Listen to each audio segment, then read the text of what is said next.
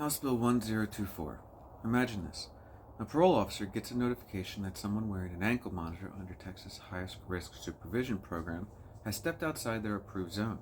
Before House Bill 1024, the officer would flag the violation and local law enforcement would decide when to serve the warrant, balancing other emergencies or staffing limits. What the bill says it does. House Bill 1024 says it will make Texas safer by requiring law enforcement to execute, as soon as practicable, any warrant for someone who breaks a parole or supervision rule related to electronic monitoring. What it actually does. This means local police must treat these warrants as top priority, even if they're short on staff or responding to other emergencies, while losing flexibilities to decide how to handle lower risk situations. It creates a statewide rule that changes how agencies set their enforcement priorities without new funding or oversight. Now, who benefits? Law enforcement unions and sheriff's associations that supported the bill, electronic monitoring companies that gain more authority for their alert systems, and prosecutors who want faster turnaround on parole violations. Now, who pays the price?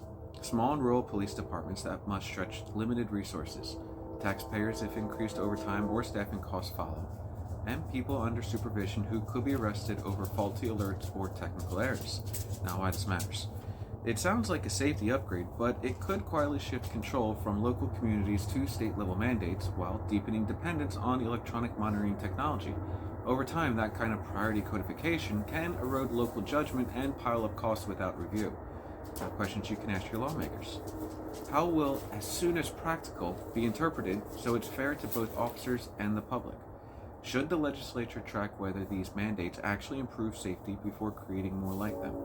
And will policymakers get regular data to see if the law works as intended, or only find out when problems arise? Bottom line, House Bill 1024 aims for safety but leaves local agencies carrying a permanent, unfunded mandate that blurs who decides what urgent really means.